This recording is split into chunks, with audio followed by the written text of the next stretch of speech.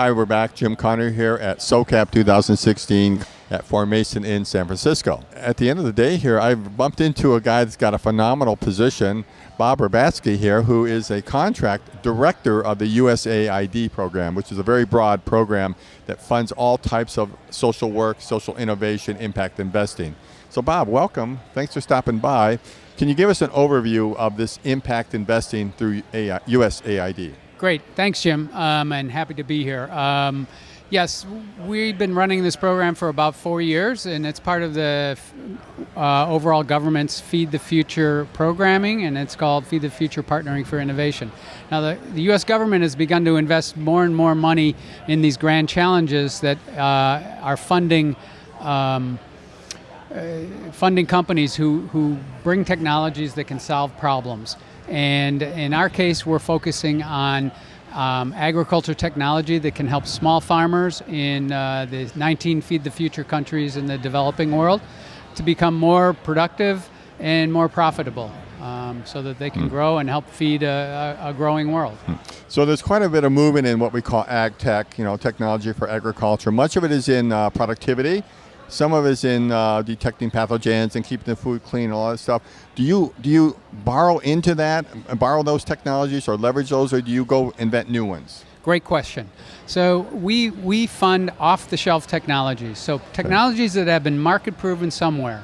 And essentially, companies want to get into this new marketplace because there are 500 million smallholder farmers in the world, and many of these farmers are still using antiquated technologies from hundreds of years ago. So it's a ready market.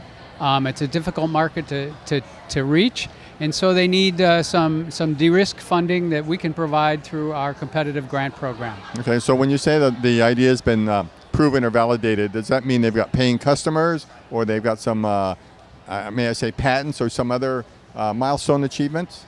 Exactly. They do have paying customers. And it may be something that, it's a maize seed that has been introduced in the developed world that they may want to bring down and try to market in the developing world. It's a tougher market to reach. They have a lot of training to do. They have to do repackaging because you can't sell a small farmer 100 kilos. It needs a packet of about 3 kilos to meet the size of their farm. So these are all upfront costs that they have to bear. And without this kind of incentive, they'd be reluctant to get into these markets. So we're hopeful to move them in with this type of funding. And what about the, shall we say, the ag tech or the companies that are not inside the U.S., they're out in South America or they're in the Middle East, they're in certain parts where you are addressing these countries. Do you go directly with them or allow them to apply?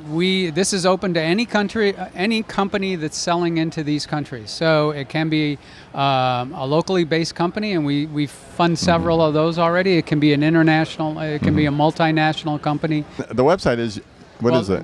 The website you want to look at is www.partneringforinnovation.org. Okay. So what's coming, why are you here? I'm here to kind of learn about, I'm here to present on a panel tomorrow, but I'm also here to learn about primarily how you help companies like this get a firmer footing in these markets. Things that acceleration services, strategies that can help them link up with companies that are on the ground and help them be more successful. As I talk to you, I have the impression you've got a good background in business.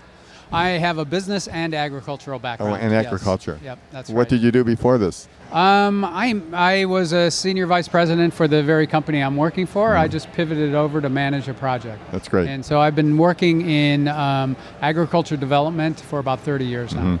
Well, Bob, I've enjoyed this. What is the best way for an interested party to contact you? Okay, you can go on our website and you'll see contact information at www.partneringforinnovation.org. Any email here?